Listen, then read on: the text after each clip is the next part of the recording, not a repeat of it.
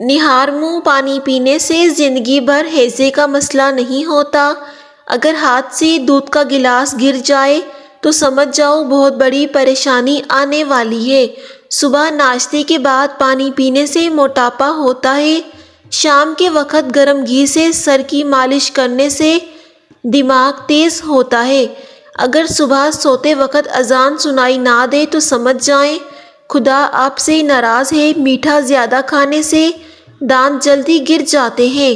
پانی پینے کے 10 منٹ کے اندر اگر پیشاب نہ آئے تو سمجھ جائیں آپ کے مثانے میں گرمی ہے۔ پاؤں کے بل بیٹھ کر کھانا کھانے سے بال گرنے لگتے ہیں۔ جس گھر میں نیم کا درخت ہو وہاں فالج کی بیماری نہیں آتی۔ کھڑے ہو کر موبائل چلانے سے نظر کمزور ہو جاتی ہے۔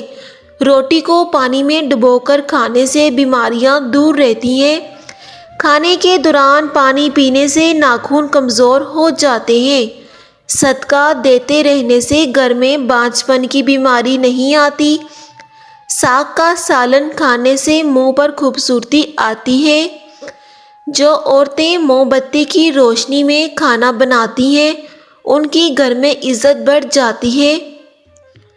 اگر بلغم کا مسئلہ ہو تو چنبیلی کا پھول سونگھنے سے بلغم ختم ہو جاتی ہے۔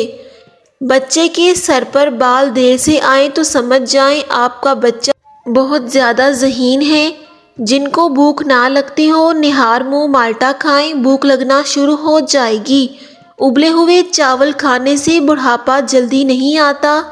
بچے کو نہار منہ تھوڑا سا نمک چٹانے سے بچہ سارا دن چست ہو جاتا ہے۔ اگر بچہ میٹھی کھاتا ہو تو اس کے ہاتھ پر مالٹے کے چھلکے والا پانی لگا دو، بچہ میٹھی کھانا چھوڑ دے گا۔ جس کے سر کی چوٹی کے بال گرنا شروع ہو جائیں اس کے پاس دولت آنا شروع ہو جاتی ہے۔ روٹی پکاتے وقت اگر درمیان سے روٹی جل جائے تو سمجھ جائیں رزق میں تنگی آنے والی ہے۔ نہار منہ تھوڑی سی میٹھی چیز چکھنے سے سارا دن دماغ تیز ہوتا ہے۔ اگر خواب میں بکری نظر آئے تو سمجھ جائیں گھر میں رزق آنے والا ہے۔ صبح کا ناشتہ وقت پر نہ کرنے سے بھولنے کی بیماری لگ جاتی ہے۔ نہار منہ گنا کھانے سے دانت مضبوط ہوتے ہیں۔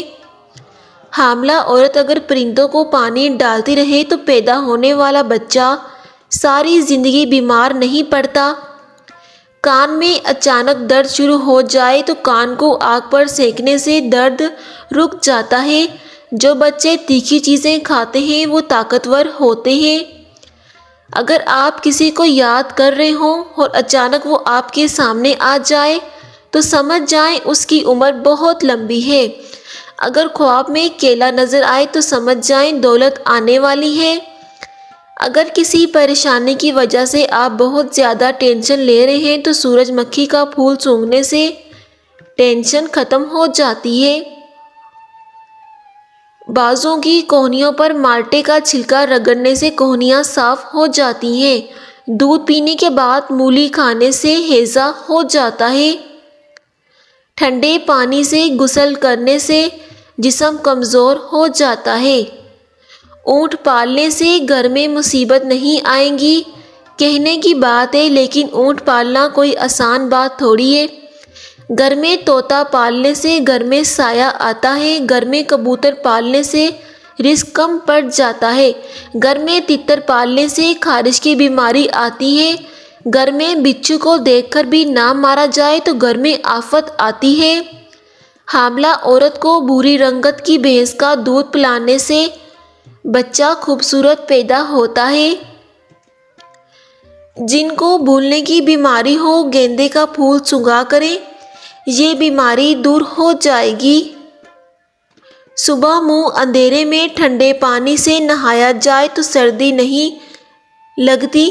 جن کی سانس پھول جاتی ہو بیر کھایا کریں، یہ بیماری دور ہو جائے گی۔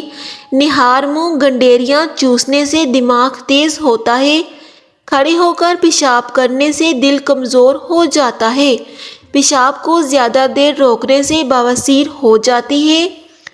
جس گھر میں چھپکلیاں ہوں وہاں الرجی کی بیماری زیادہ آتی ہے۔